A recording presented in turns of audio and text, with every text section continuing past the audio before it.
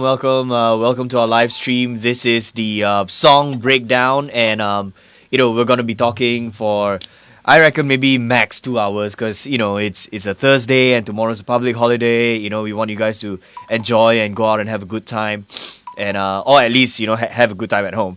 Anyway, welcome to our live stream. So we're gonna be talking about our song. We're gonna talk about our album, and we're just gonna be talking about a bunch of things, but we've got some very very special people. In other words, the bandmates.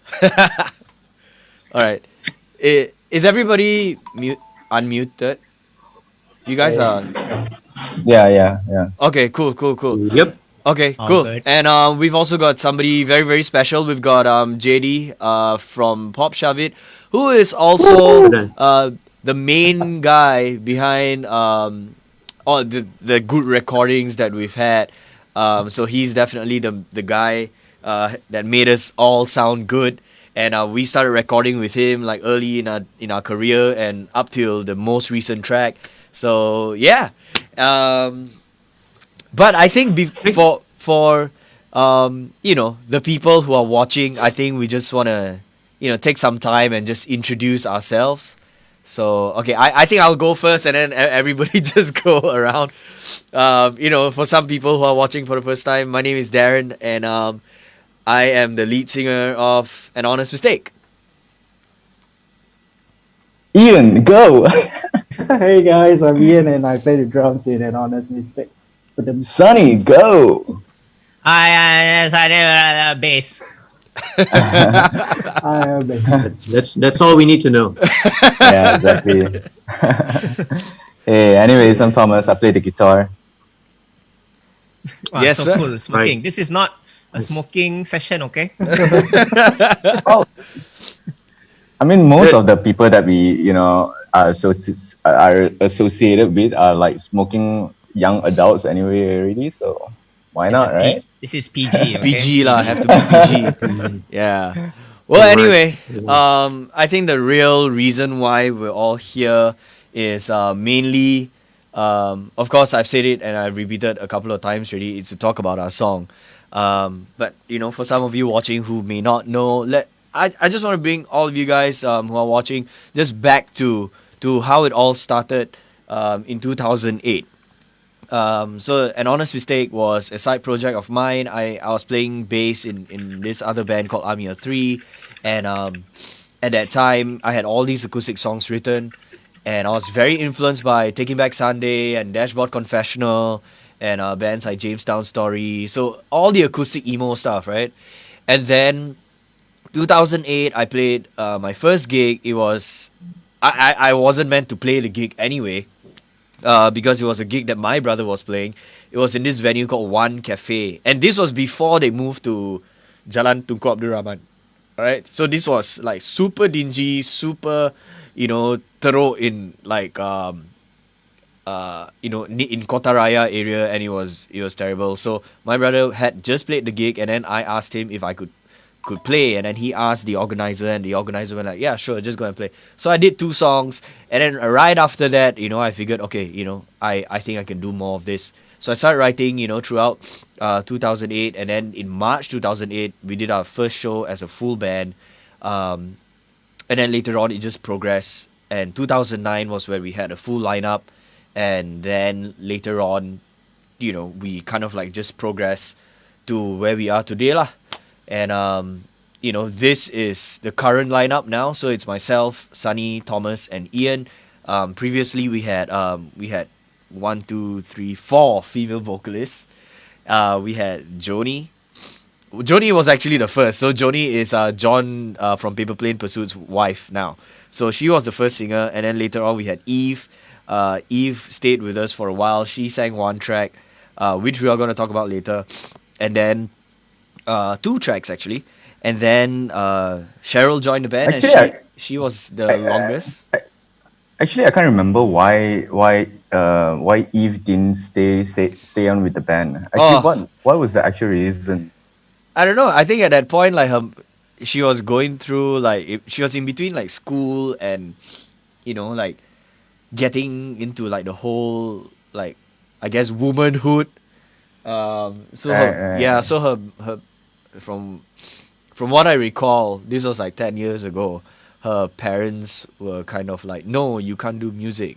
Darren's a bad influence." But I'm like, yeah, whatever. Well, you are. It still is. It's true. It's true. Yeah. Yeah. Look what So happened to the rest of you. Yeah. yeah, so Yeah.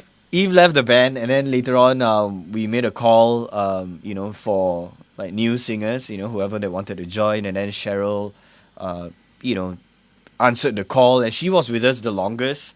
She was with us about 4 years, 5 years maybe. She recorded most of the stuff. The remainder of the first EP, and from then on, the acoustic album, the second album, and then later on we had Ashley. So Ashley was with us only about a year. We had recorded one song with her, but that was that. And then we decided, okay, we'll just continue without a female vocalist, lah. And so later on, everybody kind of like came in and out of the band. We had Danny who played violins. He came and left. We had Cotty who played bass and he left too. And then we had Kevin Ting that played drums, replaced by Joan later on. Joan who was drumming for this band called Faz for a long time. And I think now he's just a solo artist. And then we had Leonard joined the band in 2009. And he left last year. So, yeah. Yeah.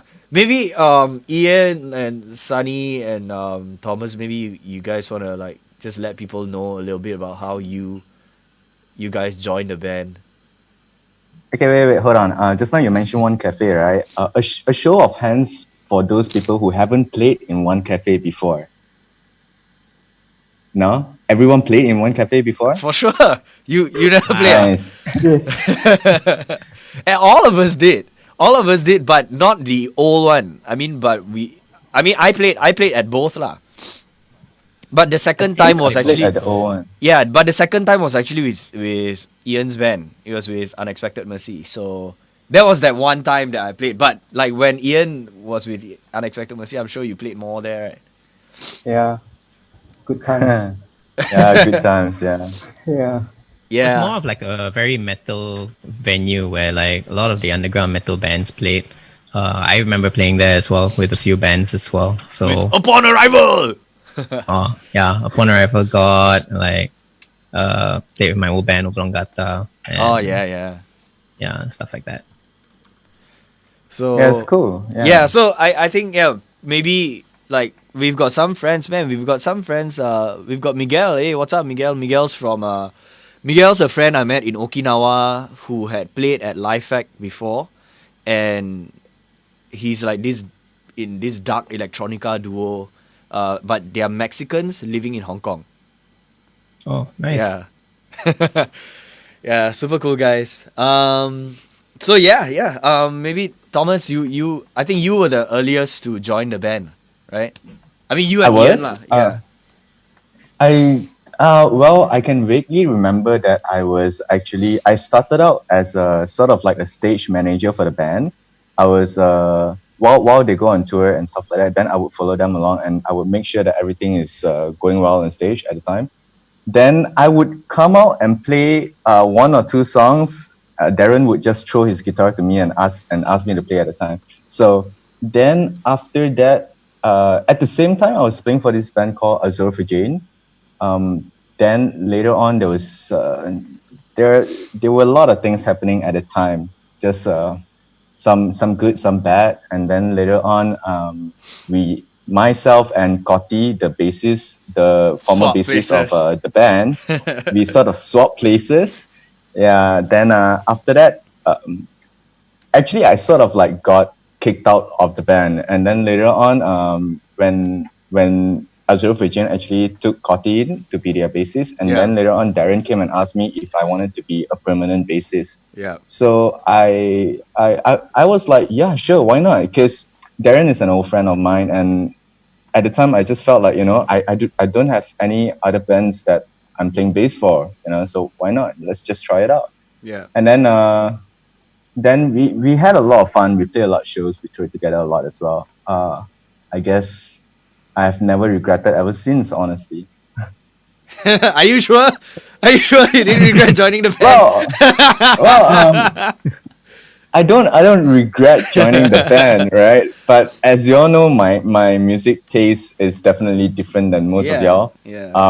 So there are a lot of times when we write songs, when we arrange songs together, we just have a lot of clash of ideas and just different mindsets here and there.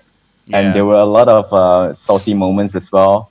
I remember I stormed out of the studio once, after arguing with you guys. Yeah. Then That's in King's Place, I but remember. yeah. But whatever it is, I mean, like this band, I still see it as like my family and my close friends and stuff. So yeah, things are still good right now. I hope. Oh, It's better now that Leonard's not in the band, lah.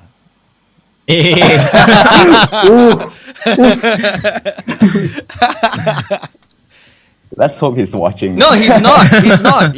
I told him, Leonard, you should join and chat with us.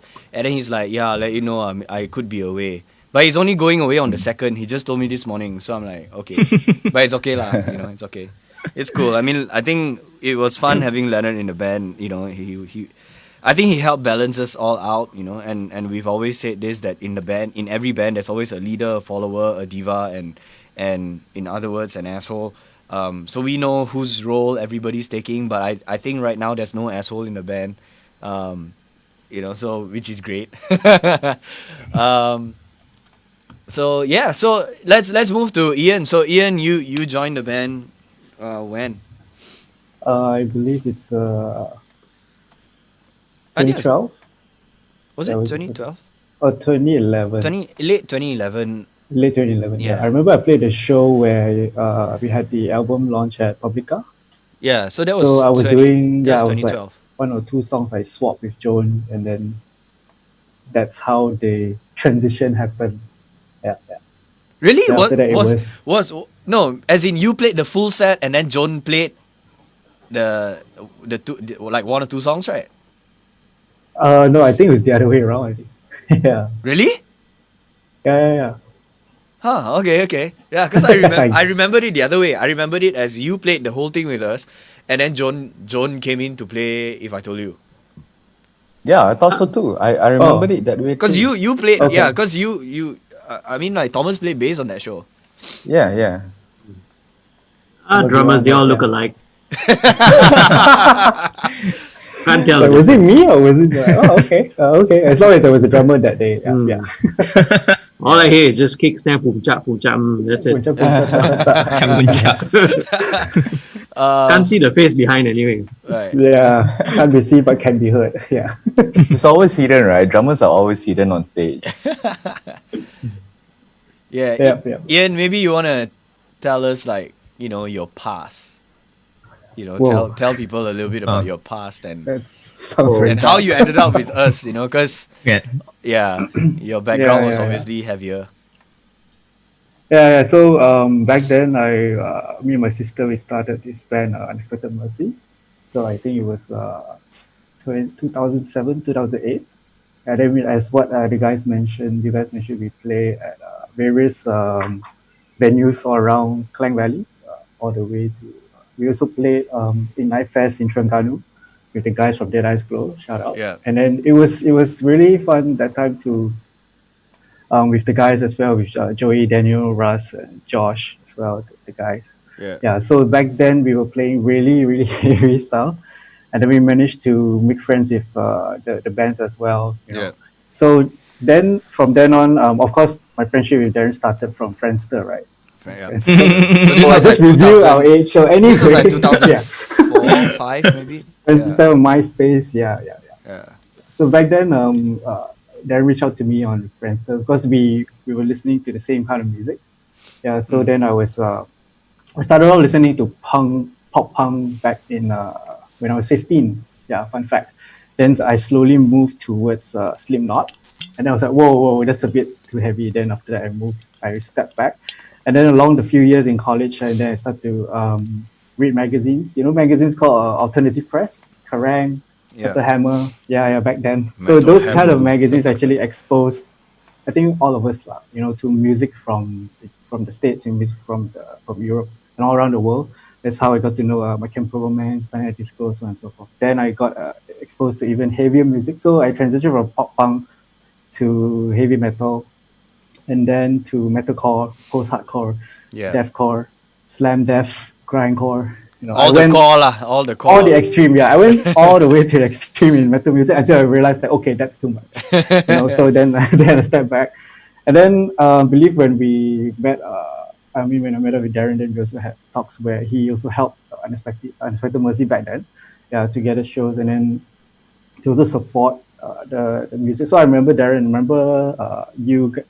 Asian played at this French festival at this mansion. Remember? Yeah. It was yeah. the Fête de la Musique. It was at the Fête de la Musique. Alliance Française or Alliance Française. Yeah. So that was one of the I don't know how to shows that my Unexpected Mercy played, and then that's how we also seen how Asian started back then. Yeah. And then Army of Three also played that show. Yeah. And then slowly, I think along the years passed in Unexpected Mercy, then I believe there was a calling from you, like Darren, to play drums for HM, and then there was a transition. Yeah. So from then on, then on the other hand, things didn't turn out so well with Unexpected Mercy. So then it was unexpected lah. Yeah, it was unexpected, and there was not enough mercy. Yeah. So then we moving on to Asian. I think it's about close to 8-9 years already. Yeah, man. I just realized that, dude. Yeah. It's been a long time because. Yeah.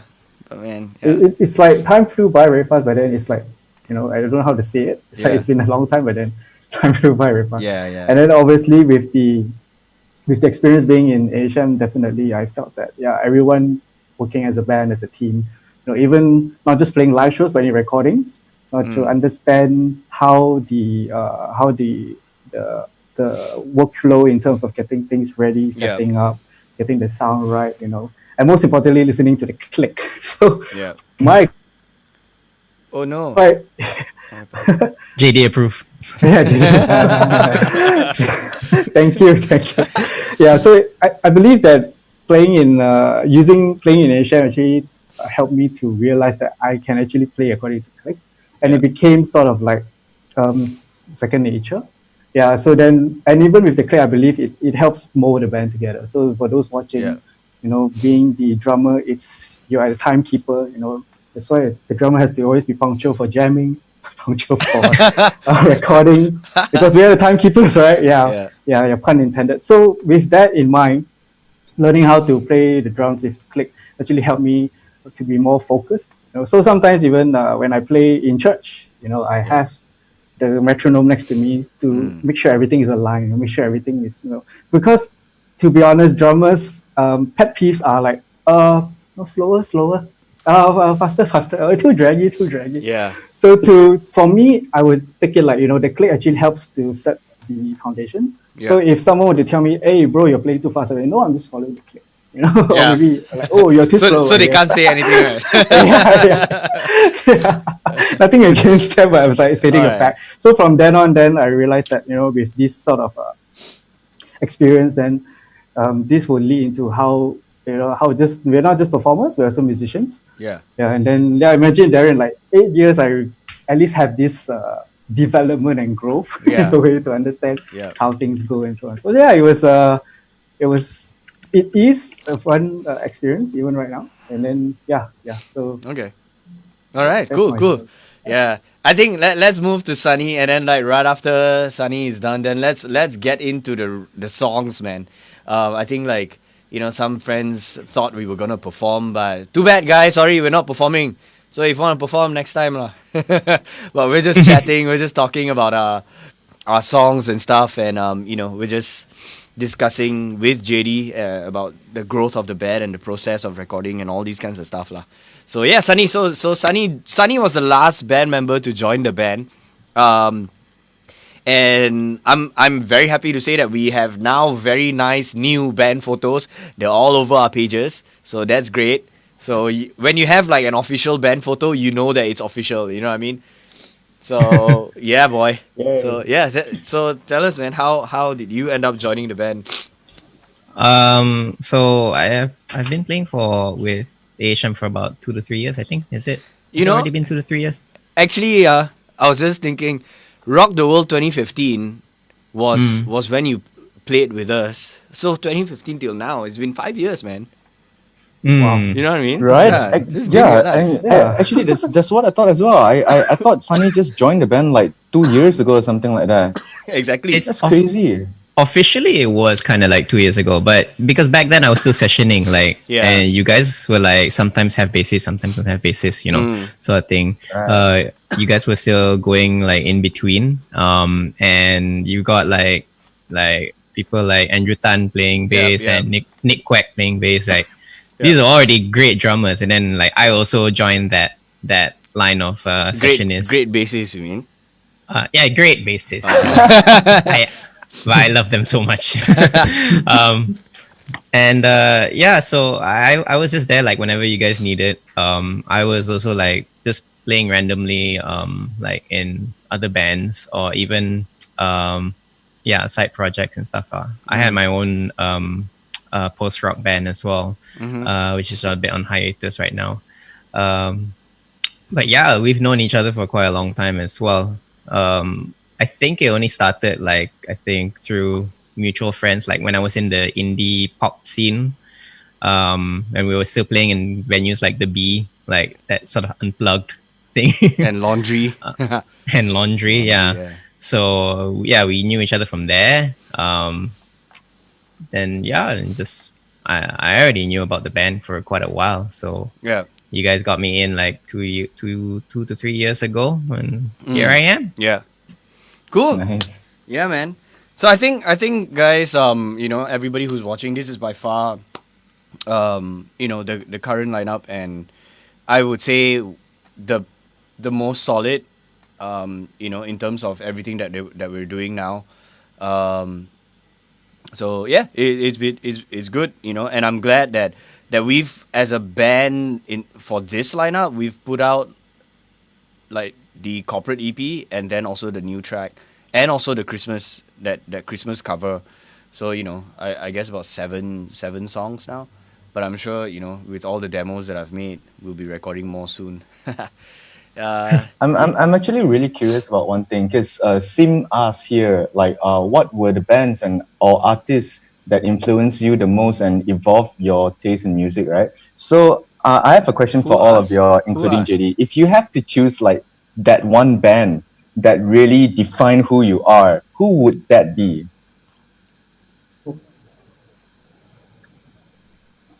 Who's gonna For start? me, yeah, It's a question to JD, right? Yeah. Yeah, JD, right?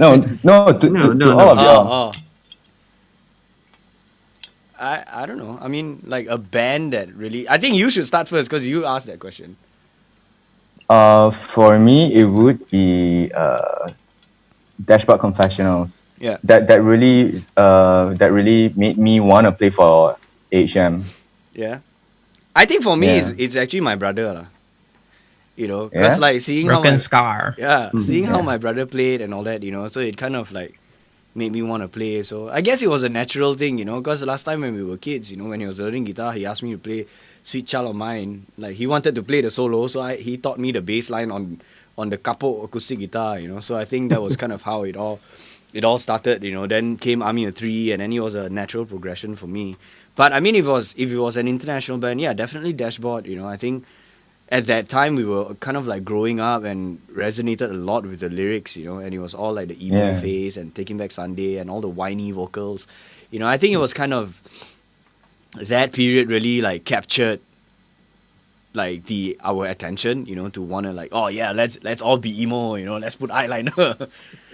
Yeah. Sunny, you wanna go?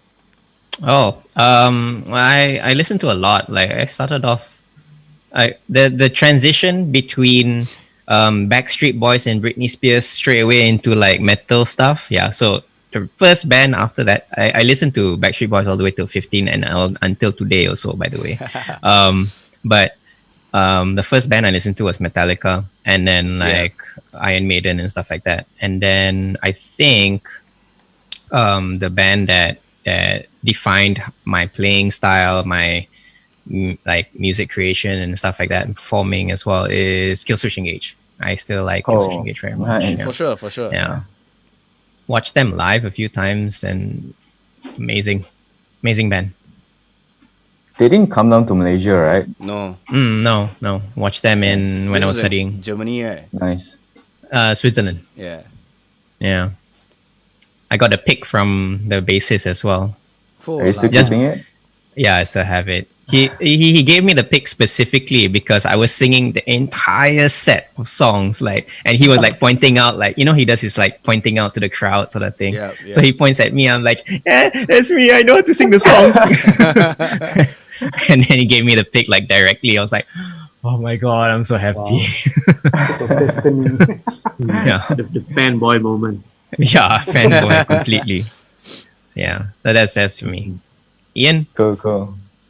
Yeah, I think same as Sunny last. Started off with boy bands, Backstreet Boys, NSYNC, and then I believe the band. I mean, the time was when I was 15. It was like I mentioned earlier, it's pop punk. So that was when bands like Blink-182, Sum 41, Simple Plan. Yeah, so I would say Blink-182 because of Travis Barker. So mainly he's my influence for drumming. Even my setup is slightly the same. Have my hi-hats really placed up high. Just I mean, other than the skill part, is more of the showmanship. And then I'm still amazed at how Travis is still actively performing. Yeah, man, he's Even at his 50 age something, right now. dude. Uncle. Yeah, man. like the guys from Blink, like they have been. You can see Mark Hoppus with grey hair already, but Yeah, he's still that's right. singing Still- heartbreak songs. But still then rocking it's out. timeless. Yeah, so basically, I started off with pop punk. Then from there, when exposed to metal bands, so Aaron Gillespie from Underworld is one of the drummers there. So, but I can't imitate his strength and his stamina. But then in terms of drummers, for me as a drummer's point of view, is Travis Barker and Yeah. Aaron. Yeah. You have to imitate Aaron. You have to open up. You have to open your mouth while you play drums. He always does this like Yeah, and I have a mic. yeah. And there's one beat you must do. You see, Thomas knows that beat. What is that beat that Aaron does? Ta-tu-tu, or ta-tu-tu-ta, We must have the kick. Yeah. All right. Okay, cool. JD. I really want to know about JD. Oh, okay. I thought you were gonna leave me out of this. Never, man. Well, never. I mean, I've got a very diverse taste in music. Everything from rock to jazz to metal to country to progressive and to pop even. But if you talk about like my personal, when it comes to my band, like of the kind of music that I play, there will be these three lah. Okay, it would be these three bands: Rage Against the Machine, Oof. Incubus, and Limp Bizkit. So Right. that's Ooh. Tom Morello, Mike Einziger, and Wes Borland. Yeah. Right. And so much so, I have a Wes Borland signature guitar Yeah, with me. yeah. So yeah, that's how much those are my Nice. influences. Yeah. But I think, I mean, it's cool, man, because like all these three influences are so apparent in your music. You can really hear the Limp Bizkit thing. You can really hear the Mike Einziger thing, and then you can hear the Wes Borland thing. Right. Yeah. Limp Bizkit. Without shame, man. I'm Yeah. totally unashamed Yeah. about JD, it. I have Yeah. something to tell you. You guys open for My Chemical Romance, right? Yep, that's right. Yeah. During the Asian leg of the Black Parade tour. Yeah. Correct. Yeah. I got a confession because at the time when I was there, I watched you. I watched you guys play, and then later on I watched My Chemical Romance. Right. Halfway You were the through one My who Chemical. you were the one who threw the rotten eggs. Is it? No. Yeah. Meet at My Chemical Romance midway of their set, right? I actually walked off, and then I told my friend, Hop Shavit did much better. I legit, you guys played a way better show than them, honestly. I mean, as much as I like My Chemical Romance, but that set which they played at the time really is not Okay. good at all. Right. MCR fans are all gonna come and bombard you in 3, 2, 1. Thomas, look for him. Thomas, okay, Thomas, just- Tam, yeah. Thomas, Tam, okay? Just bombard me. It's alright. Okay. It's alright. Mm, I can take it. mm. Okay. I'll let Ray know. Yeah, sure. Ray sure. Toro. Because Sure, we do talk and we do keep in touch. Tell him to hit me up. Okay, sure. You see lah, now we got no chance to record with Chemical Romance lah. We could have asked Ray Toro to sing, right? You know, or like play guitar. It could be the sound. I don't know, because the sound at the time was really bad. But amazingly, Pop Shavit, you guys did really well at the time. I was like, whoa, damn, that is Malaysia music right there. You know, you guys beat the international artists on stage at the time. Well, it helps to only have like a 15-minute set, so you can just go all out. Yeah. Yeah. Instead of like it's hard to pull off a long concert, like several hours long. It's hard to keep the momentum going. So Yeah. I have to say, it is a little easier because it's only a 15-20-minute set. Yeah. So it's not fair lah. Yeah. Okay. I think for all of us also, because like even in AHM, we've played so far we have played like an hour and a half, but they have been like in half an hour intervals, So for a band, like big bands like that, to pull off those long sets, it's tough to keep that energy up. Yeah. Yeah. I mean, It's tough, we man. play like 1 or 2 songs. I don't think it's because we're old, but I think it's just like, it's tiring, It's Yeah. just like, you give so much energy and then like you're expected to keep that up for the next For the hour next, plus. yeah, it's tiring. Yeah, that's true. I mean, like playing 60 minutes. If you're standing and just playing, I mean, okay. Here's my thing. Nothing against like church musicians, But if you're playing in church, you you need to play well. You need to listen to like the music director and whatnot, But you can play for 1 hour, but because you are mostly static, you're not jumping around, you're not going crazy and all that. As compared to us, start to end, that 60 minutes, we're just like high energy, So I think it's quite tiring doing what we do. That's why I guess keeping fit is also something important. Cardio, Yeah. Yeah. Cardio. strength and conditioning. Yeah. Yeah. CrossFit. And like this Yeah. whole MCO kind of like messed it all up because when we started off the year, the year was like, yeah, good, we're gonna put out like I don't give a damn, it's gonna be a great year. Then the lockdown happened, and all that kind of stuff, which is quite funny also because like we were halfway recording I Don't Give a Damn, and then we were gonna it was the first wave, so they made the announcement, government said, okay, 2 weeks. So I said, okay lah, never mind lah, just wait 2 weeks lah. I told JD, okay, JD, 2 weeks later lah, I come and see you. In the end, 2 weeks became like 4 weeks, and I'm like, cannot tahan already. So like the last session, which was the gang vocals, I just recorded at home, just me and Avril, we just like yelled into the mic. And then after that, we did 20 tracks of that, sent it to JD, and we put it all together, and it sounded great, Oh, really? Yeah. If You not guys then actually did the crowd vocals at home? Yeah lah. If not then how you think we did it? Oh, I didn't know that. I thought you guys actually still eventually went to JD's and then do it together. No lah. Oh, So it no, was- no, yeah, Oh. because the studios were all closed and I think we're only allowed to operate only starting in May. Hmm. Only in May did the studios open up. Hmm. So, JD, I want to know like how things are going with you like during this whole MCO period. Like, how do you manage to cope with your business? Because you don't get any clients coming in for the past like 3 months before you started opening up again, right? Well, to be honest, it was only 6 weeks. Because from middle of March 18th, until May 4th, because that's when they announced, that's when the government announced that you could kind of move back into the, what was that, second phase, third phase? I'm not sure what was it. So May 4th, we already started, studios were really allowed to open again, of course, with strict SOPs. Yeah.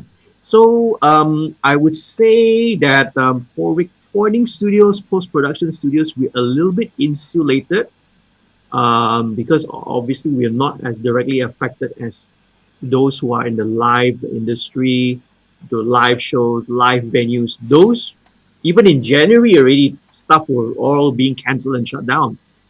So we're a little bit insulated. Thankfully, there were still some projects, that's kind of like pending work. So I guess I made use of that time to finish up outstanding work. But I do hear stories of other colleagues from different studios who are not facing, not as fortunate or lucky as I am. So it's too early to tell, man. It's really too early to tell. It's hard to tell. Yeah. I saw that during MCO you did quite a number of live thing, right? Like Live video mixing and streams. stuff like that to Yeah. show people that you're actually mixing. That- Are you I gonna mean, still be doing that like in the long run? I guess so. That's my fallback plan. That's my fallback plan right now, man. I'm gonna be a YouTuber already. No more of this, no more of this recording stuff and all of that. I'm just gonna be a YouTuber, man. Yeah, like Yeah. Andrew Huang. So you like Uh, make beats and stuff. Yeah, Yeah. but I think it's that's great, so man. cool. I think it's great, like what you're doing, with like the even with you do the song breakdown stuff, and then there's the mix stream stuff, and then Yep. later on there's gonna be like the direct access with the bands and stuff.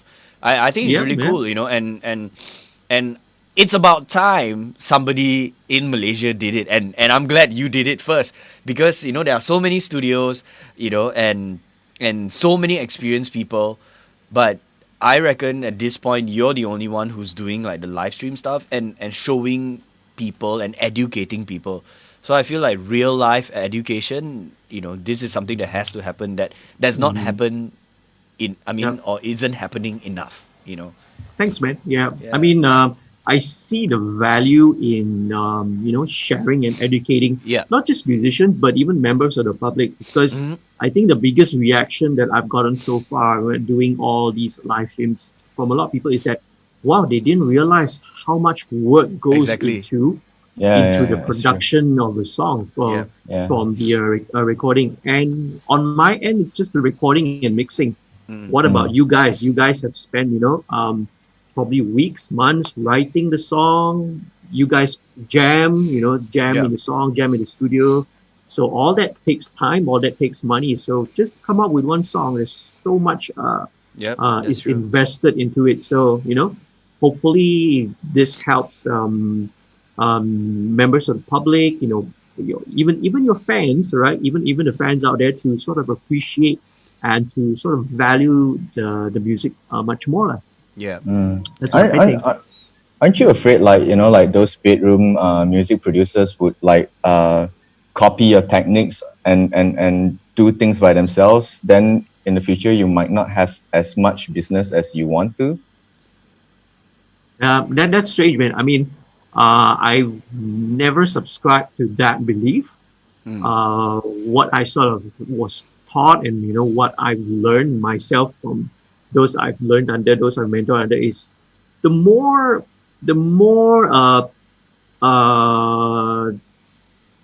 skill, the more we sort of lift and uplift everybody.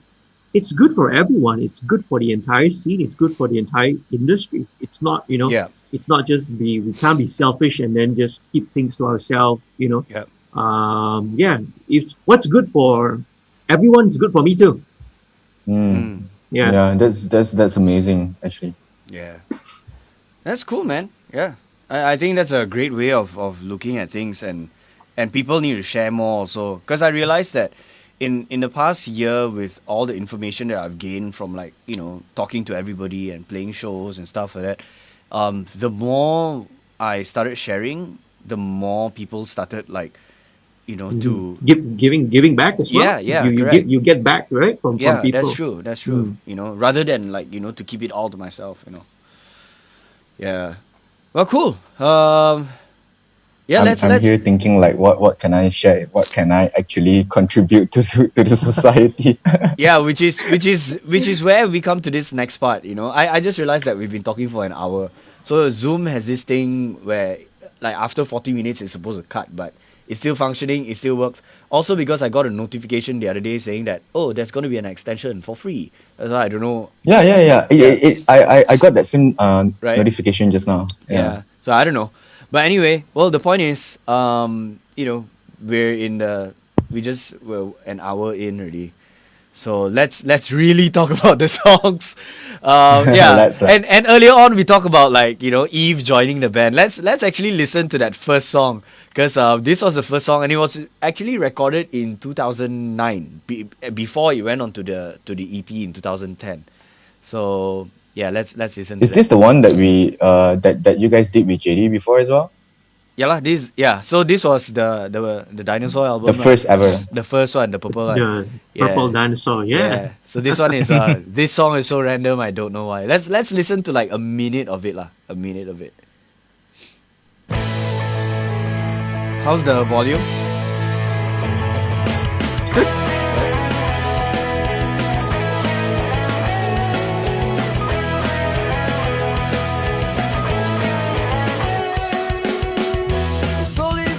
I like that violin lick,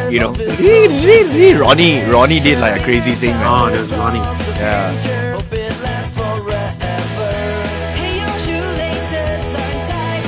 Yeah, this is Eve. And I thought Eve had a very cool voice.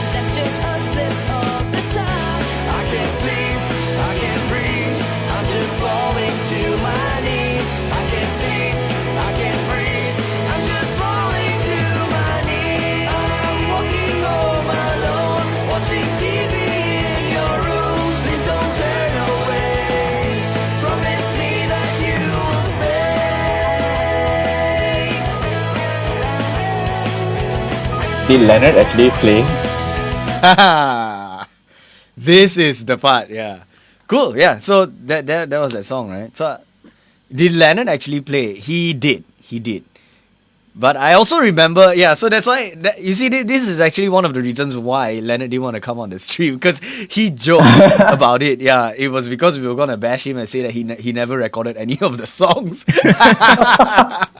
Which is kind of true, lah. Which is kind of true. Because the first album he did record some, lah, and then after that, the second one, when we went to Indonesia, he ended up not going, so I recorded everything.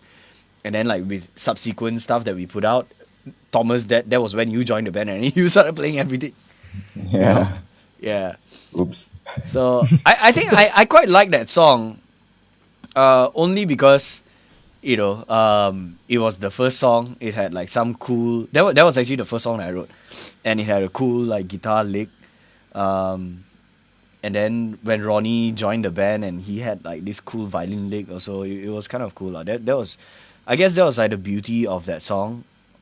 But it really meant nothing at all. You know how I always tell stories about songs and stuff like that. So that song really had no meaning. I just felt like all the words just came together just nicely,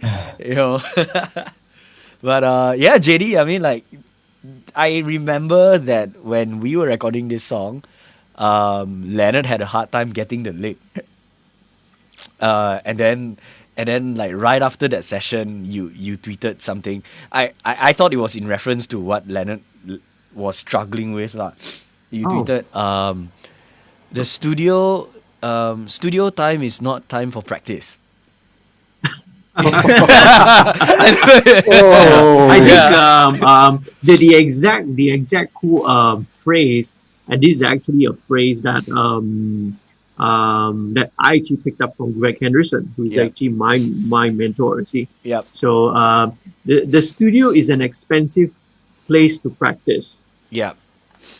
So that's that was the. But it's a very general thing. I wasn't pointing it or meaning any particular person, right? Not talking about Leonard. Yeah. It's kind of it's a general thing, with a lot of the newer musicians, newer bands that come in. Yeah, it's not a place to be practicing or figuring out your parts.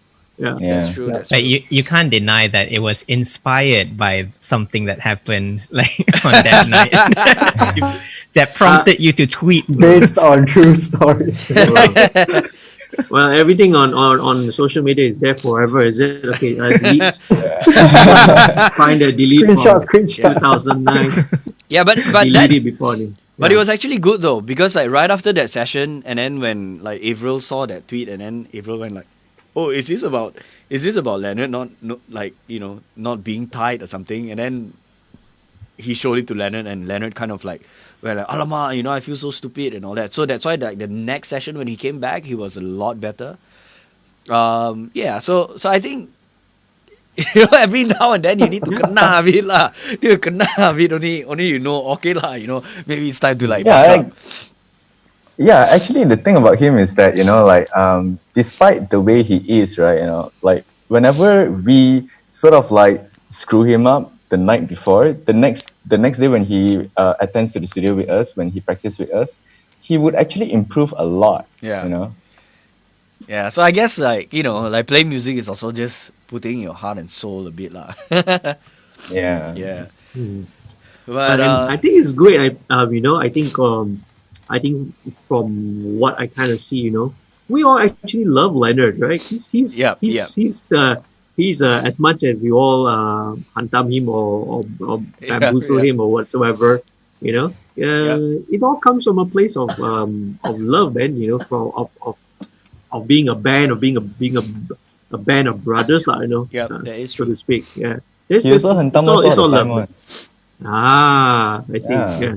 He always tells all his like close girlfriends, or his like beautiful girlfriends, like that we are all like bad boys and stuff like that. He does. I'm pretty sure he does. Yeah. He's the good boy. Yeah. There's always that one girl, right? Yeah. It's not fair, man. He's not here to defend himself. It's okay. He will put out a statement. That's the whole point. No, never mind. He'll watch this and then he'll put out a long statement lah. Yeah. Yeah. Okay, But yeah, like with recording of that song, JD, I mean like that was kind of like our first time, because I remember we recorded drums It initially. was Kevin, right? Yeah, it was with Kevin. Yeah, It was Kevin. Yeah. and then we recorded drums first, and then we were gonna that go and do it was- somewhere else. Yeah. Right. And if I'm not mistaken, was it Alda who played the bass on that? Yes. Yeah? Yes. Correct. Yeah. Elda played bass on it. Yeah, our dear old friend. Yeah. Yeah. Our dear old friend. So yeah, definitely that brings back some sweet memories, yet some bittersweet memories, because definitely, as we all know, Alda passed away couple of years after that. Yep. Very very soon. Yeah, after that. Yeah, man. So JD, what was your first impression of An Honest Mistake when you first had to work with them? No, I mean, I was definitely hyped. I was definitely excited. I've actually seen I've actually watched. I've caught Darren before at Laundry Bar, so I've actually seen. I'm not sure whether it was a Broken Scar show or something like that or whatever, but I actually saw Darren doing a solo acoustic at the Laundry, right? Yeah. Maybe around that time, before that as well. Mhm. Yeah. So that was the first time I heard of AHM. Yeah. And then it's like, oh, cool, right? So now you from the solo acoustic thing that he was doing this, so now this is like a full blown band. So yeah. And you were one of the very rare bands that had a violin player, and then with two vocalists. So it's really, really unique. So it's definitely very exciting to work with a band with a unique sound in Malaysia. Yeah. Cool. Yeah, that was kind of like our strategy also at that time, like the way Ronnie happened to just be in the band, and then later on Danny, it was quite cool lah, because we didn't think that there would be another Ronnie, and then when Danny, I mean Ronnie is great, but when Danny joined the band, he just added a bunch of craziness, to the band, and he had like effects on his on his violin and stuff like that. And he'd be jumping around doing all these crazy stunts too. So yeah, cool, man. Yeah. Let's listen to one more song from that EP. what song? Okay, I think let's listen to this song. It's actually my favorite song, and I remember at that time, Stephen Bones, he was actually in the studio recording with us, and he was, I think, interning with you or something, JD. Right. Yeah. Stephen. Yeah. Yeah. So so I remember he helped. He was in the session and he was like sitting and he's obviously a great singer. So he was like saying, okay, you sing it like this, you sing it like that, try not to roll your words too much, So I think he really made this song cool. But I think we'll forward it a bit. This is Light a Match, We Gotta Start a Fire. Right. I knew it. I knew it was gonna be that song. Okay, let's go towards like the bridge. Okay, let's play. The tears you cry mean everything to me. Over and over again. The tears you cry mean everything to me. Oh, I like the delay, man. Start a fire on our own. All we are is all we know. We'll burn this city down to ashes. We have lonely hearts tonight. Turn the pages of the book. If we tried and knew we could. As for me, I'd rather be alone in this lonely road. No more crying, no more fighting, no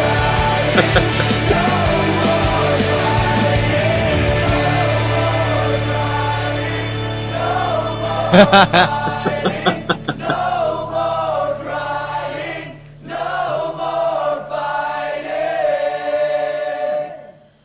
Yeah, boy. Yeah. It's the put your lighters up. It's a put your lighters up in the air kind of a song, Yeah. Except nowadays, it's put out your smartphone. And turn on the flash. Yeah, I quite like that song. I mean, that song was quite cool because Avril actually helped me write it. Can you imagine? Like she helped me write a song about my ex-girlfriend while we had just gotten together that year. This was written 2009. You got a cool girlfriend. Yeah. You definitely got a cool girlfriend. So weird. I remember this was in my house in Kajang and we were writing it and I was playing it and yeah. But I really like how this one came around. And then in fact, after this song was recorded, Elda actually said, I really like how the song turned out. So it was kind of a pat on my back for me. It was an encouragement because Elda obviously, he's a super talented bassist and a senior to us. So his comment and the fact that he actually played on the track, it really meant a lot. Yeah, man. I mean, I got a question for JD though. This song is definitely mixed by you, right? But is it mastered by you though? No, this one was what? JD. This was mastered by the friend that in US, right? Was it Tom something? Tom Waltz? Yeah, correct. Tom Waltz. Yeah. Okay, could be. Can't remember exactly for sure, but if it's the US, it's definitely Tom Waltz. Yeah. From Boston. Yeah. Boston. Yeah. Yeah, I think now that when we play this song live now, I mean it's definitely become more powerful because like there's bass drops and then we had like extra piano and then we took the strings from when we recorded the acoustic album. So it sounded, I mean when we play it live now, it sounds really big. I mean it's one of my favorite songs to play live. Yeah. There's something that I wanted to say just now.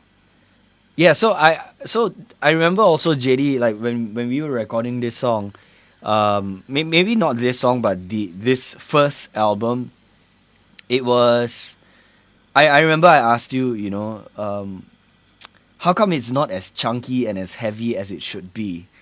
And then you said, it's because of the acoustic guitar, because of the element of the acoustic guitar. That's why like the electric and all that, couldn't. I don't know. I don't remember how you explained it, but it was because of the acoustic guitar that we couldn't sound heavier. Yeah. What was it? Do you recall? I certainly don't remember exactly what I said. Yeah. Yeah.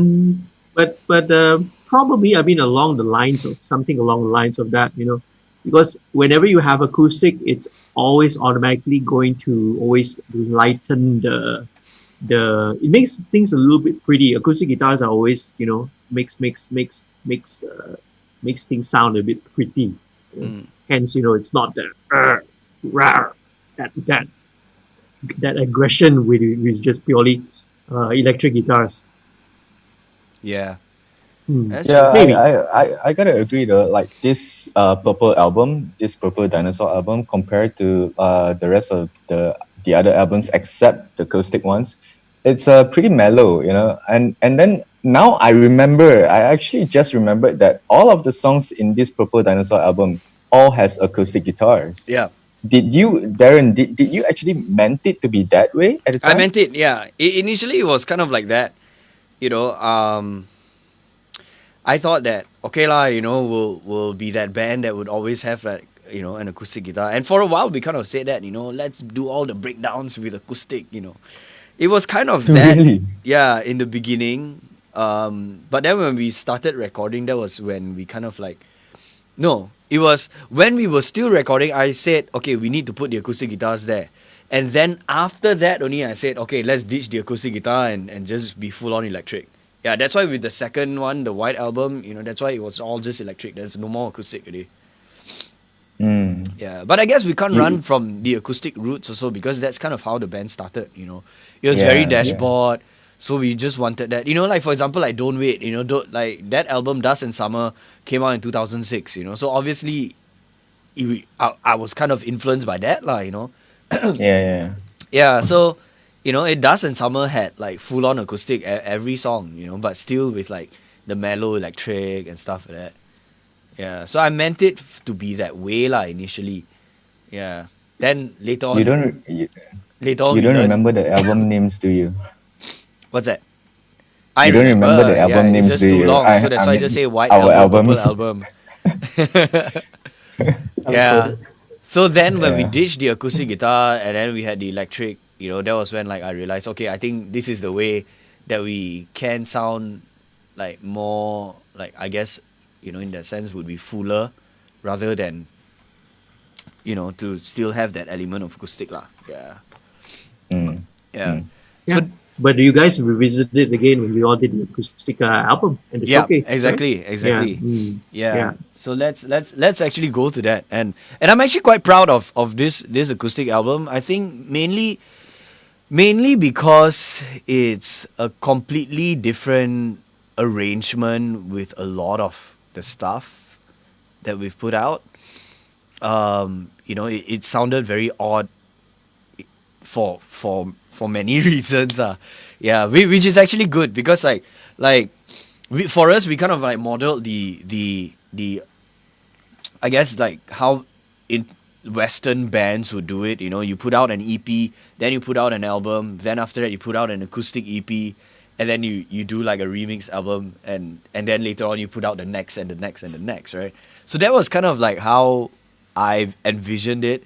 So that's why there was the acoustic EP. The album.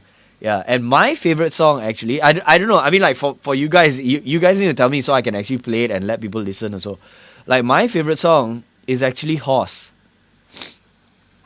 I actually don't remember I much think- about the acoustic album. Yeah, a lot of people like Vesuvius, but I really like this song. Okay, let's play this one. Yeah. Oh.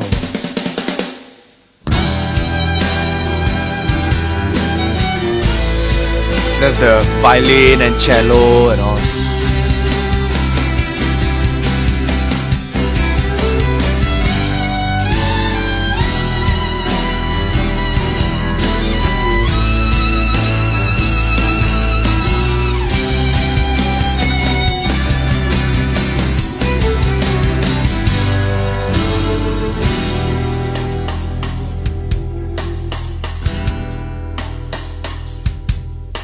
Believe me when I tell you this is easier said than done. But I won't blame you, no, I won't blame you. Perfection. I think this one I was is kind of your like sick a best bit. defense. Keep my no sounded heart so from blunt. beating too fast. Keeping up with you feels like running with a bullet train. Should I turn around and walk away? Is there an indication that I should stay? I know what you're looking for. Sometimes the truth makes everything a lie. You really gotta read between the lines. When push comes to shove, it's never enough. Will you ever show me a different side of you? Sometimes the truth makes everything a lie. You really gotta read between the lines. Put your hands to the plow, face to the ground. Will you ever show me a different side of you?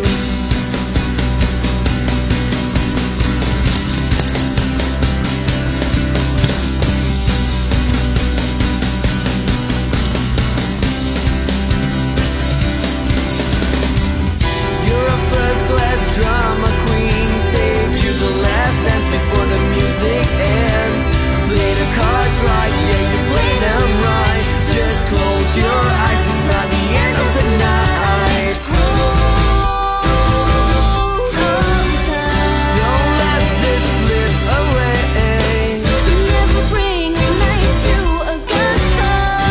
Let go of yesterday. Sometimes truth makes everything a lie. You really gotta read between the lines. When push comes to shove, it's never enough. Will you ever show me a different side of you? Sometimes the truth makes everything a lie. You really gotta read between the lines. Put your hands to the plow, face to the ground. Will you ever show me a different side of you? Yeah, I like this part a lot. I mean, I like the attacks on this one. Let's talk about the rearrangement after this.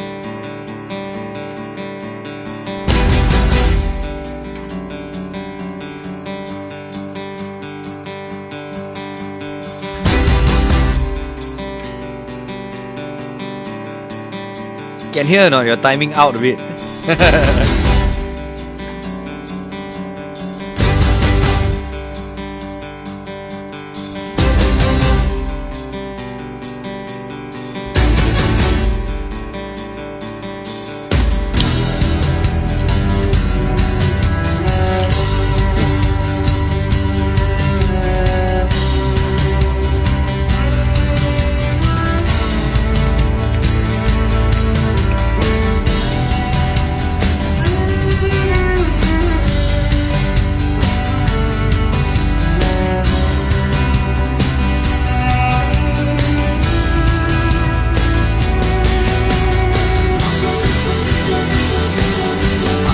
I like this one.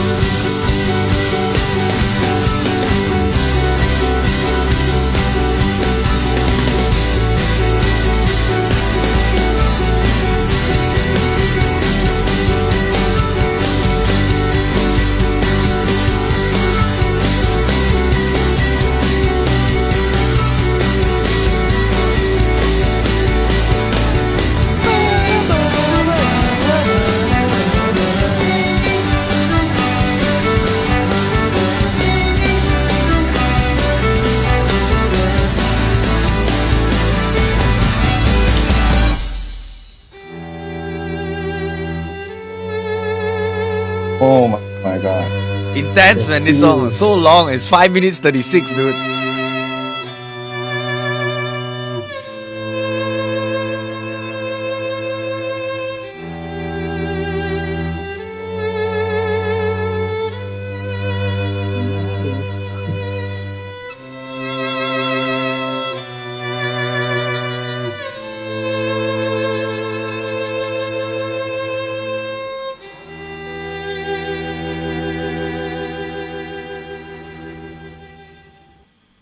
You know what? As I arrange, I think most of the parts, right? And Yeah. I can't even remember that it's like listening it for the first time actually, and because of this song, I actually want to go back and revisit all the songs in the first album.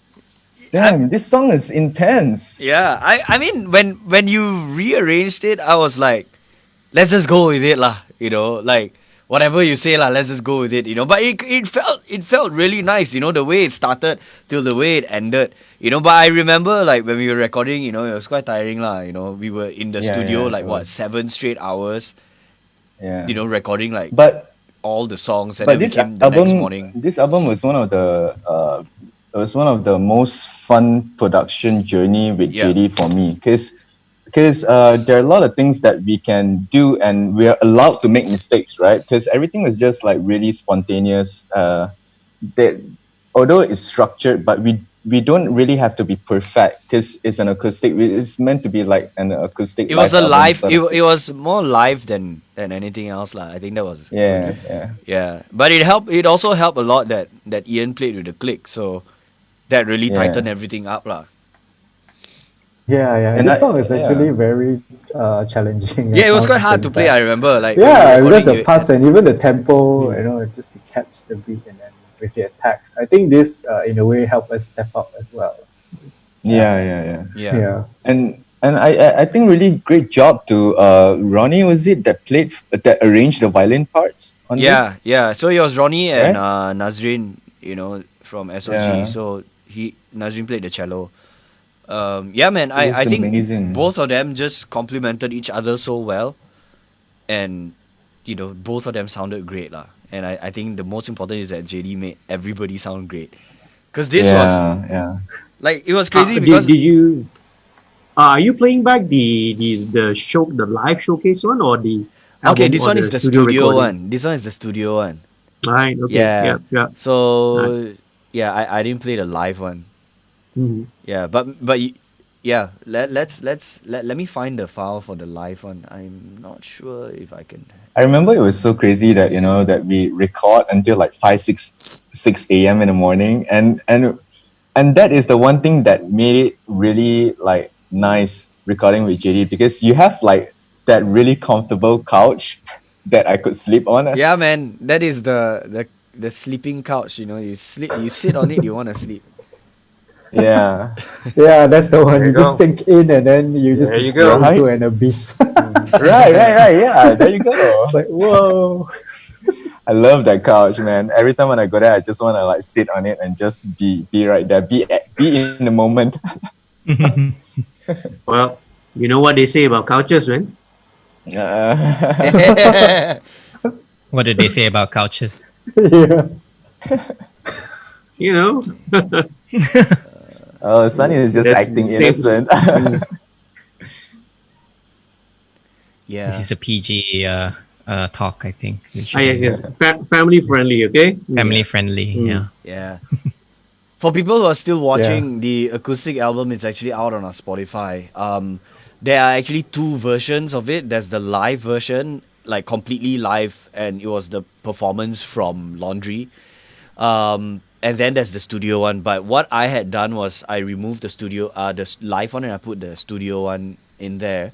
But if you want to watch like the live video, you can actually head to our YouTube.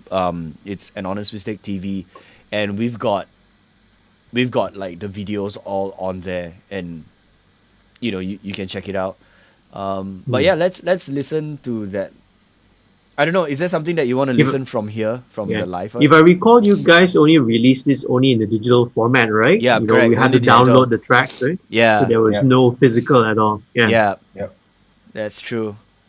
So this was kind of like the transition, like in 2015, where we're trying to like, should we print CDs? Should we not print CDs? It was one of those moments lah. And with this, yeah, it was all digital, and then we put it up on Bandcamp for download. So anybody who Yeah. actually went to Bandcamp, you would have downloaded 2 gigs of a DVD file, or at least like an MP, like a video file lah. Yeah.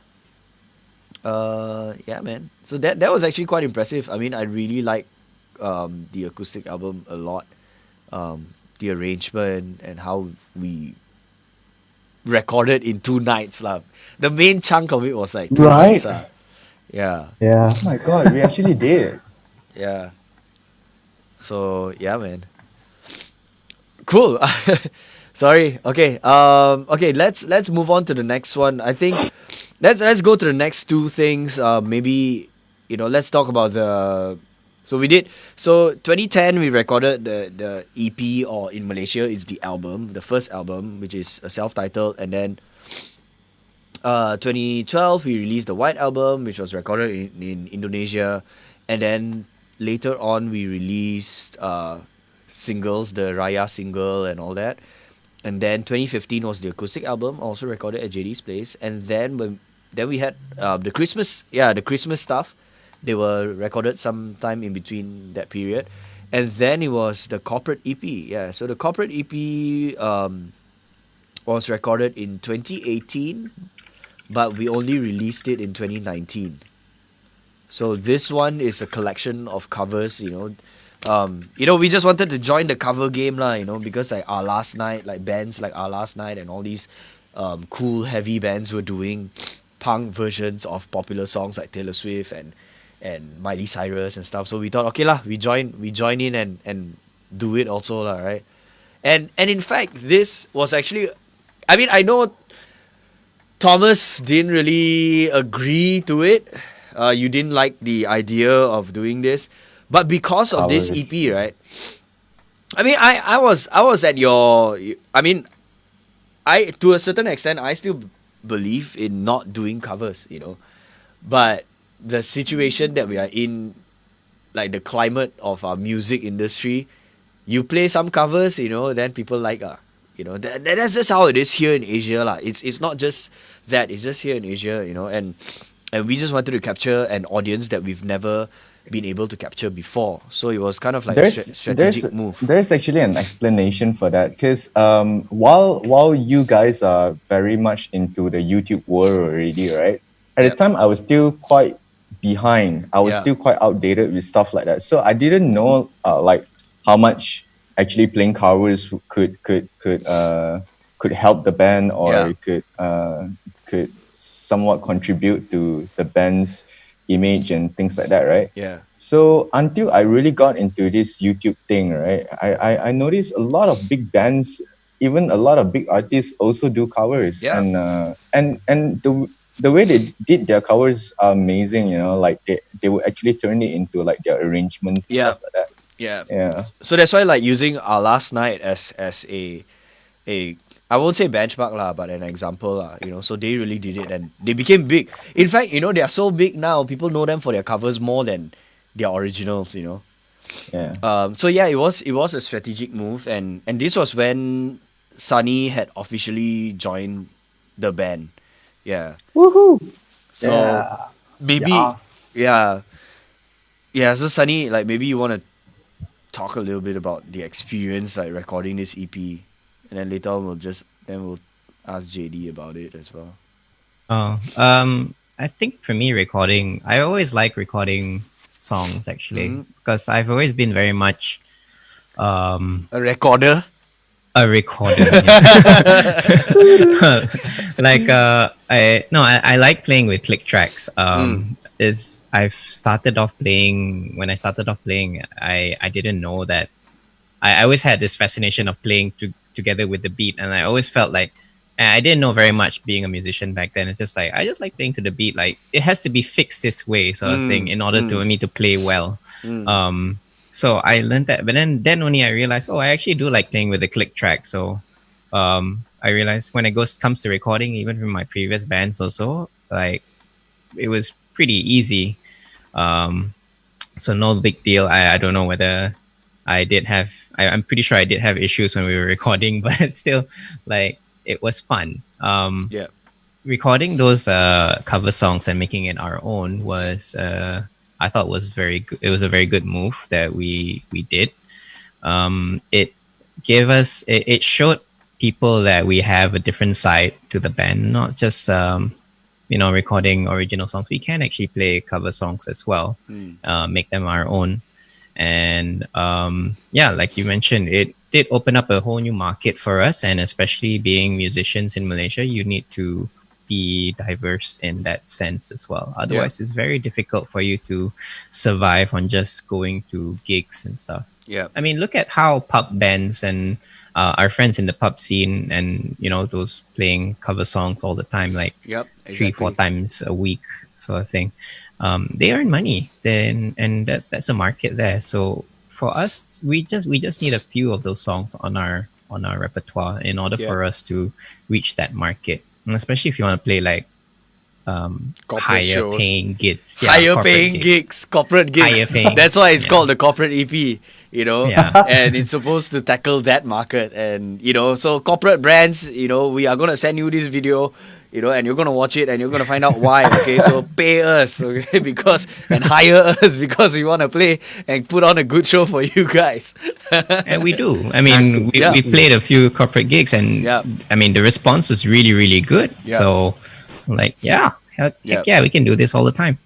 Yeah, in fact, like... after playing those cover songs, right, I really wish that I could go back in time to JD Studio and record my re-record. parts, because they're Because I recorded 'cause- everything lah. And Yeah, I tried and to not- imagine not- that you would record it. Yeah. Yeah, because when we play live, right, Yeah, it's I different. do put a lot of lead lines onto it as well, and I would have imagined it would sound much better if, let's say, I would incorporate those lead lines into those tracks that you guys have recorded. Yeah. JD, what do you think? Do you think like if there were additional lines, or maybe like lines that were removed, so Thomas's style, what if he were to remove my lead lines that I had played and Yes. and put his... Well, I really can't say, because you're talking about a hypothetical. You're talking about what if, what could have been. It's like, it's hard to say. We'll never know. I think when it comes to musical parts, I think in the production process, sometimes as much as you have parts which are already fixed, sometimes there's always room for experimentation. Mhm. And yes, sometimes when you come to, even though as much as I was earlier, we said that, you prepare, you learn all your parts, you come in, you just record and stick to your parts. But sometimes inspiration may strike, and then you can always try something different. But in this case, it's hypothetical. We won't know because we never did it. Yeah. Yeah. But all in all, this was a very, very fun project, and I think Sunny hit it on the head as well. It showcased what you guys, what 8HM's, another side of the band, and how versatile you guys are. So you guys can play your own stuff. You play your originals. You can play an acoustic album, and now you can play this album of EP of covers as well. Yeah. Plus, I suspiciously suspect that you guys really enjoyed it, because when I watched the video of Wanna Dance with Somebody, right? When all of you were like in the shorts and sexy shorts and tight t-shirts, you guys all look like you was really enjoying it a little bit too much. And it's like, Yeah, was my idea. okay, yeah. But that was fun, man. I think in the end it's all about having fun. Yeah. Yeah. Yeah, I think I really enjoyed how it turned out. And I think we explored with different sounds as well. Especially with I Want to Dance with Somebody, we wanted like the gated reverb sound on the drums, and the whole like very 80s vibe to that song. I think we definitely got that done. Yeah, so I really like how it turned out. I also like the fact that we had a range of songs. So we had something from the past, which was the Whitney Houston track, and then something from the present, which was at that time Bruno Mars, and then we had something from like not so long ago, which was the Taylor Swift song, and also, and even before that, it was around the same time, it was the Katy Perry song. So it was Katy Perry, Taylor Swift, I Want to Dance with Somebody. Yeah. Yep. And then each of the songs had a guest. You guest featured a vocalist from another band, right? Yeah. So it was cool. Yeah. It was Yeah. really, really cool. yeah, I think that was kind of like the strategy as well. You know, it's like now we're in the age of collaboration. You know, so it's all about that. So, you know, we got Mimi Fly, which was, you know, like so gracious to be able, you know, to just do it and rap on the track. And then at that time, you know, I was managing this artist Sasha, and Sasha came and did her thing on the track. And then we had Karima doing her doing that Taylor Swift track as well. Yeah. But And Hazik as well. Hazik from I was Lost on the Plot, yeah. yeah. So, yeah. you know, Hazik, if you're watching, you know, you all need to get back on the road and you all need to start playing shows again and start recording, okay? I know you still have a bunch of stuff like stuck at JD's place, so please faster record and finish it. Let's play a track. I think. Oh yeah, this one we had actually Kelvin Young also. Kelvin Young who played guitar on the Bruno Mars track. So that was kind of sick. Yeah, let's have a listen to that. That's I got a condo in Manhattan. Baby boy, what's happening? You and your ass invited. So gonna get to clapping. Go pop it for me, baby. Pop it for me. Turn around and drop it for me, baby. Drop it for me. I'll rent a beach house in Miami. Wake up with no jammies. Lobster tail for dinner. Julio served that scampi. You got it if you want it. Got it if you want it. You got it if you want it. Take my wallet if you want it now. Jumped in the Cadillac. Boy, let's put some miles on it. Anything you want, just to put a smile on it. You deserve it, baby. You deserve it all. And I'm gonna give it to you. Gold jewelry shining so bright. Strawberry champagne on ice. Lucky for you, that's what I like. That's what I like. Lucky for you, that's what I like. That's what I like. Sex by the fire at night. Silk sheets and diamonds all white. Lucky for you, that's what I like. That's what I like. Lucky for you, that's what I like. That's what I like. I'm talking trips to Puerto Rico. Say the word and we go. You can be my freaka. Girl, I'll be a flico, mamacita. I'll never make a promise that I can't keep. A promise that your smile ain't gonna never leave. Shopping sprees in Paris. Everything 24 carats. Take a look in the mirror. Now tell me who's the fairest. Is it you? Is it you? Is it me? Is it me? Say it's us. Now agree, baby. Jump in the Cadillac. Girl, let's put some miles on it. Anything you want, just to put a smile on it. You deserve it, baby. You deserve it all. And I'm gonna give it to you. Gold jewelry shining so bright. Strawberry Fisher on fire. Lucky for you, that's what I like. That's what I like. Lucky for you, that's what I like. That's what I like. Sex by the fire at night. Silk sheets and diamonds all white. Lucky for you, that's what I like. That's what I like. Lucky for you, that's what I like. That's what I like.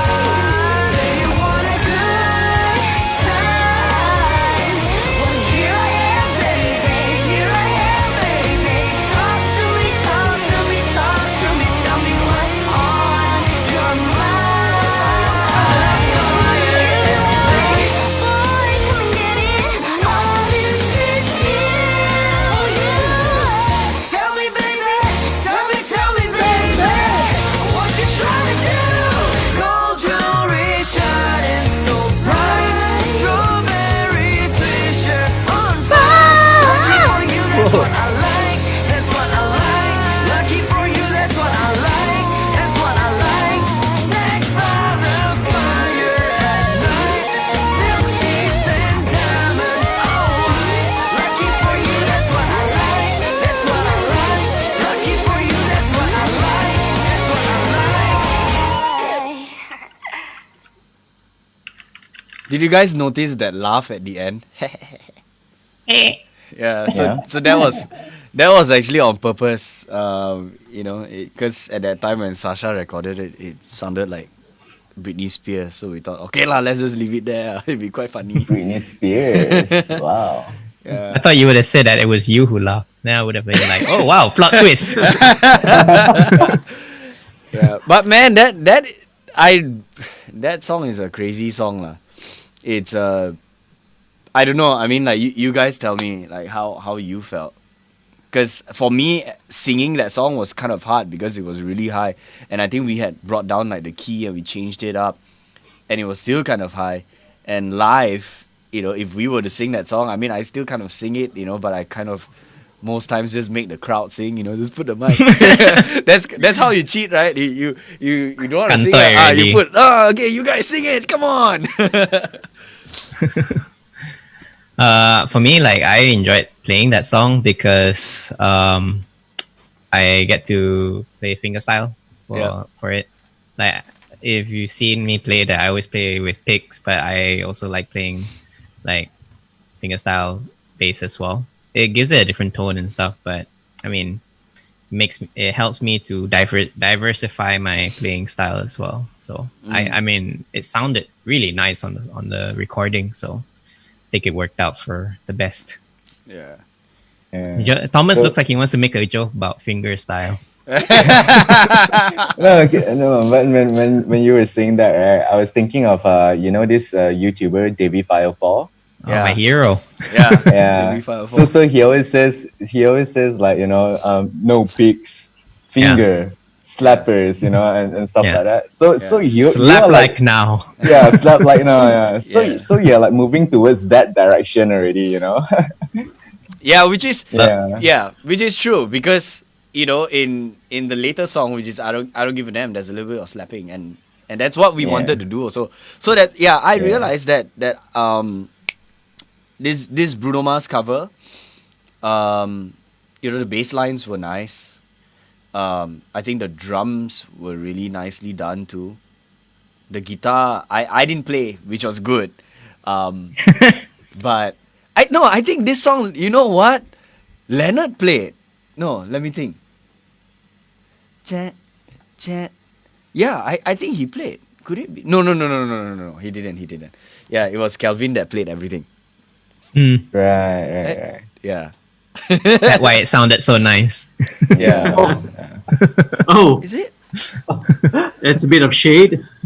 Yeah. Throwing a bit of shade there. Yeah. I mean, he was pretty good. He's a nice guy. Come on, guys. Come on, he's my brother, man. Yeah, but you know what? Actually, with the guitar parts, right?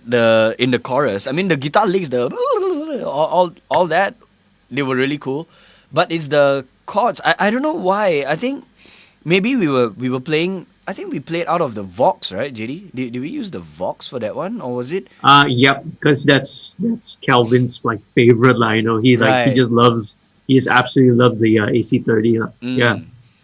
So yeah, we tried to get like the jan, like the chunk, and then his guitar, just wouldn't produce that sound, and then like coming out of the Vox AC30 also, we just couldn't get like that chunk. But it all kind of like balanced out because it wasn't an overly heavy song anyway. Yeah. Yep. Although It's essentially like an R&B pop song, man. Yeah. Yeah.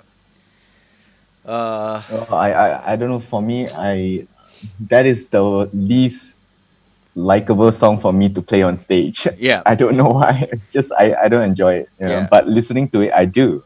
Yeah, It's real. it's true. I mean, to be honest, like that's my least like song that I like to perform also. I only because it's so freaking high, especially the ending, the runs at the end and all that, and even when recording also, I had to like really push and and let's be honest here, with technology now you can cheat a lot, and JD definitely magic a lot of put in a lot of his magic on my vocals too. Talking about fingers, he has magic fingers. Yeah, for sure. So that I guess that made it very clear lah. So the reason why Darren doesn't like the song is because he has to sing very high, and the reason why Thomas doesn't like the song is because he can't play Calvin Young's part. Yeah, well, yes and no. Honestly, yes and no. Because obviously I'm no Calvin Young, but because I can't play his part, right? You know, it makes it a little bit boring for me to play on stage. Yeah, yeah, that's true. Yeah. That's why now you should play like him, so then it won't be boring anymore. Yo, I'm trying, man. I'm trying, man. Yeah, but cool. Yeah, let's do this. Let's talk about I don't give a damn, man. Yeah.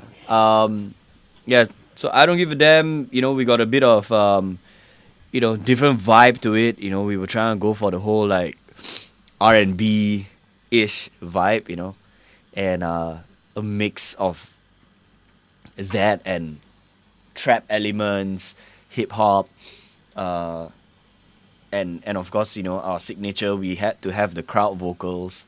And earlier on we mentioned like the crowd vocals were actually recorded like during MCO.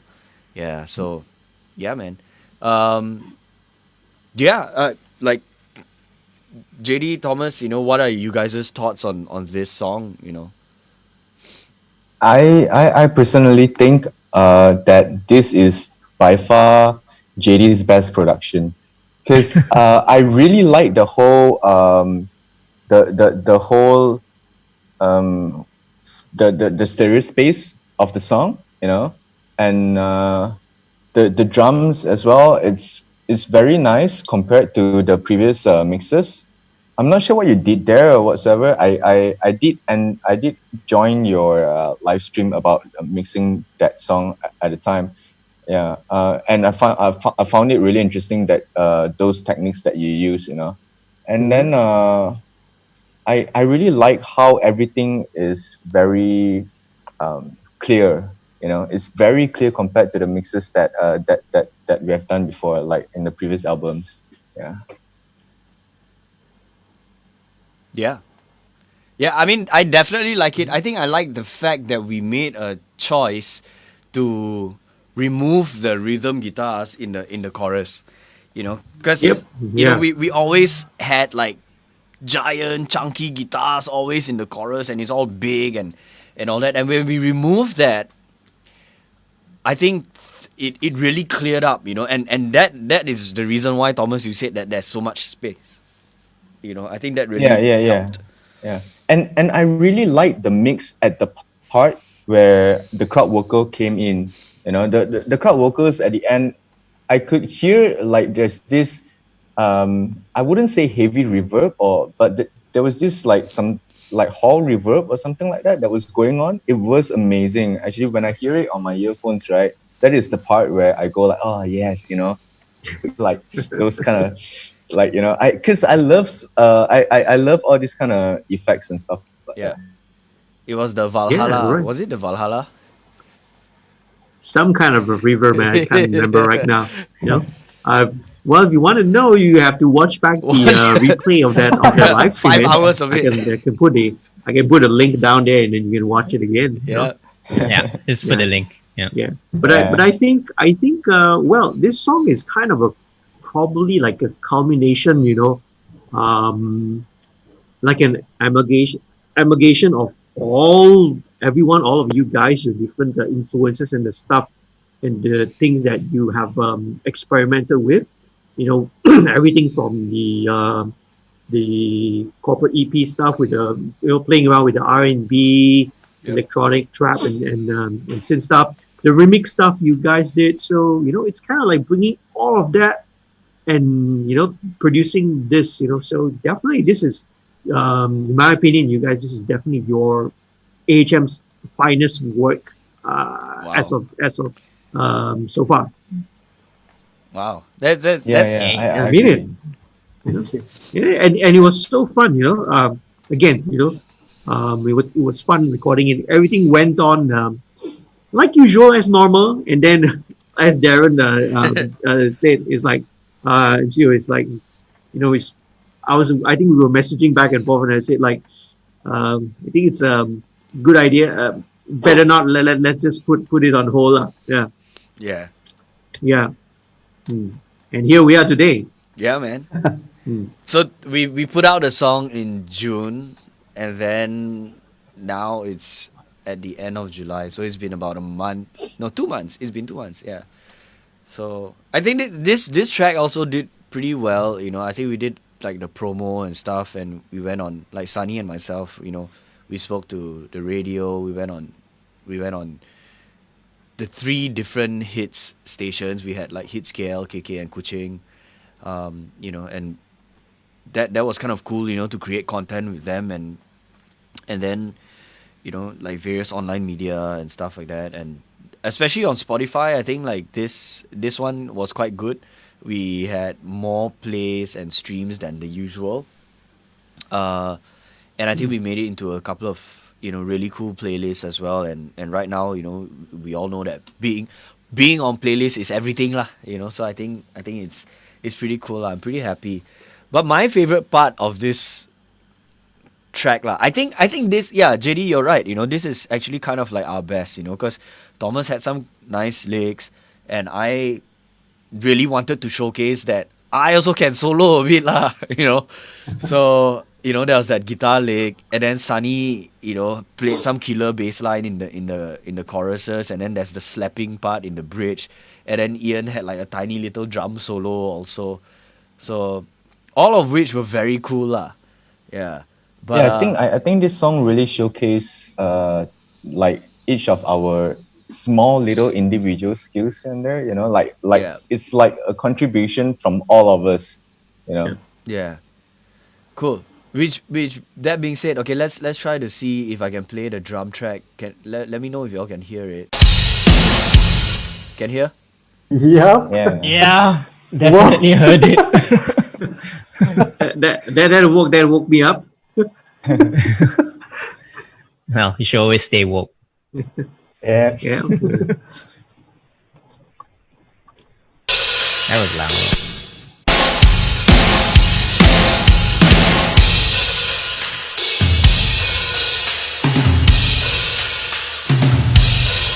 It's just the drums. It just sounds like a Chinese New Year thing. Is he gonna be playing the entire song or what? Is he gonna be playing the entire song? That one, yeah. So that one was just the drums. I just wanted to show like the tiny drum solo. Maybe we should solo. Okay. Ah. Yeah. Okay. I'll play it. Let me just bring down the levels a bit. Yeah, definitely. JD, you're not deaf yet, right? What? That's a good response. Nice. Hey, what? Okay, I'm gonna play it. But we'll play from the second chorus into that bridge Cool. section. Yeah. Okay, here we go. It's loud. I don't give a damn. I don't give a damn. No, you thought Hold on. That's loud. Hold on. I think you. Something's Yeah, missing. I The think you bass is added missing. extra reverbs on it or something. No, I don't think so. It doesn't sound like the original. Did I? Did you? Did you? Yeah. Find out next episode. It's a mystery. Facebook sometimes does the weird thing where it sums some of the audio, then there's some cancellation. Oh, really? But that's Facebook for you lah. Sometimes lah. Oh, okay. Yeah, that's why that kind of another reason why I don't usually stream on Facebook as well, because it can do that. Yeah, Mm. but Facebook the- has a much wider reach though. Yes, in terms of definitely, yeah. engagement. Yeah. Yeah. Yeah. So there's I a pros feel and that- cons between the two. Yeah, I feel that it's a little bit inconvenient where you stream on YouTube and then you have to still share the link on your Facebook and Instagram. Yeah. Yep. Imagine if you could actually just go live on Instagram using your computer instead of a phone, right? That would be so much cooler. Yeah. You can, actually. There's a way to like rig it into Instagram one. Yeah, but it's a bit of Really? work. Yeah. Cool. Oh, okay. Okay, so we're gonna play from the second chorus bit till the end, so you can hear like the bass solo and all that. All right, cool. Let's do this. I don't give a damn. I don't give a damn. No, you thought I'd wait, but I've never.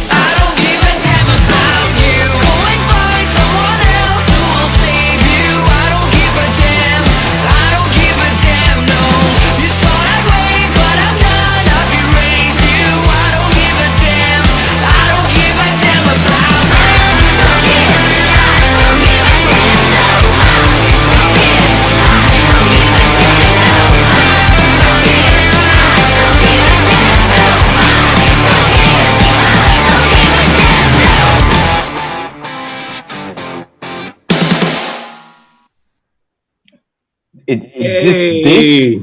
This doesn't do justice for the mix. Yeah, honestly, yeah. because it It's sounds true. like it's being summed into mono, right? No, it's true because like I'm running it out of Logic, and then I have all the individual files, and then like during the bass solo I increased it a bit, and all that. Yeah, so that was actually what's happening. Yeah. Right. So if you guys really want to listen to the actual track, go to our Spotify, go and play it, or if you're on YouTube, there's the lyric video that we made guitar playthroughs, drum playthrough, bass playthrough, yeah, vocal playthrough we didn't do lah. We did. I guess there was no need to do it, but so we had all of that, and then there's okay. You guys didn't know about this. I'm not sure if you guys actually went to our own YouTube page, okay? Because I actually took all the videos and I put them together, and there's one video where it's all four of us. Yeah. Yeah, I know. I saw. So yeah, I guess that kind of like concludes this entire session, with of the live stream, the breakdown, and we talked about all kinds of stuff, a little bit of the history of the band, a bit of the music and some stories. So this is actually our first live stream in a long time. Because the last time we did a live stream, it was in 2016. Oh yeah. Yeah. Wow. And Yeah. we're not. Yeah. Oh no, actually we did one. We did one for you do that time. But that was kind of Oh, like, yeah. yeah, Right. yeah. So that was last year, was it? Was it last year? Yep. I That was last year. I We did it at didn't know JD's it place. was a live stream. No lah, it was a recorded one lah. Then later they streamed it lah. Yep. Yeah. I JD, I gotta say, I really love that reverb that you put on April's voice there. I didn't know, I legit didn't know that it was April's voice. It Oh, sounds okay. so cool. Mhm. It really does sound so cool. There were two elements actually. There's my voice, and then a variation of different voices that I did. I tried to do as many variations as I could, and then there's April's voice, and she did some variations, and then JD, you left the altar boy thing in there too, right? Yeah, that's right. Because I think you, after you did your lead vocal, you actually recorded that Yeah. the crowd vocal part as a guide. Yeah. It was meant to Yep, be a guide first. And I think I just used it's just a pitch shifter and a Foreman shifter, just to pitch it up, and octave up so that it sounds like a small kid, like a kid's kind of a voice. Yeah. Yeah. So it's Sounds- combination of all of that. It's a blend of a lot. That's a lot of tracks, if I recall. There's a lot of tracks Yeah. that you recorded with Avril as well. Yeah. Yeah. Sounds like those bimbo cheerleaders, Yeah, that was actually what we wanted to Nice. do. That was, and Yeah. I guess we achieved that effect lah. Yeah. Yeah, definitely. So yeah, man. So I guess that this kind of like concludes the end of our session. We'll probably want to do another live stream in the future. But we'll be performing lah. So fans or friends who came thinking that you'll be watching us perform, I guess you were Next lied. time lah. You were lied to. But no, we didn't lie to you. We put it in the description that we were gonna chat.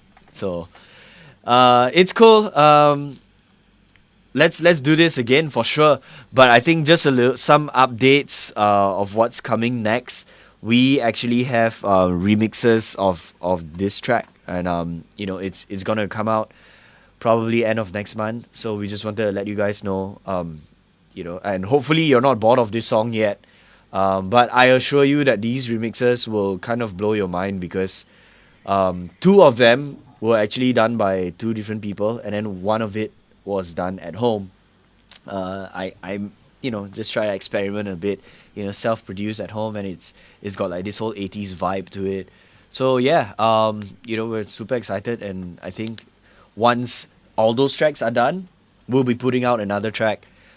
In fact, today, I didn't tell you guys this. I started writing for one of the songs already. So, which means we'll be going to the studio soon lah.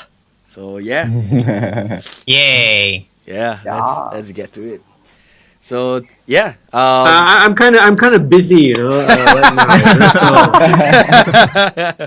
So, check back with me in the Yeah, yeah, Time for slot. sure. in a month's time. Yeah, can. Yeah. So JD, thank you so much for joining us. Really appreciate you taking the time, today just to hang out, chat with us, and listen to our stories and you sharing your side of the story as well. Oh, So, thank you, man. Thank you, guys. Thanks, yeah. Darren and everyone. Always a Alright. pleasure working Yeah. with you. Yep, that's true. That's true. So yeah, man, guys. Any last words you want to say to the audience of how many people now who are watching? The 15 people left who are watching. Any last words? Tomorrow is Hari Raya, right? Or Yeah, something like tomorrow's that. Hari Raya. Hari Raya Haji. Yeah. Yeah, Selamat Hari selamat Raya. hari raya tuh. Yeah. Yeah, stay safe, wear your mask, if Wash not, your you're gonna get hands. fined 1,000. Yeah, it's not worth it. Yeah. So, yeah, I think that's pretty much it. Thank you guys so much for watching this stream. Everybody who tuned in, thank you. And, follow us, follow JD, follow all of us individually, follow JD and his, YouTube, like, mix stream and all his projects that he's working on, his Patreon page. Make sure you guys hit on there, check out. There's a bunch of really cool stuff. And, JD's really Be just sure big to on like and sharing and subscribe. stuff. Yeah, so it'd be cool. Yeah, so subscribe to him, like and subscribe to our pages as well, and follow us on all the usual social media stuff. We'll just leave them all in the comments. So thank you guys so much. It's 11 p.m. It's either time to sleep or time to party. All right. So thank you guys so much. Bye. Time to sleep, yeah. Okay, see you guys, man. Bye. Yeah, Bye. take care, All guys. right. Good Take night, care, everyone. man. Good night. Bye. Good night.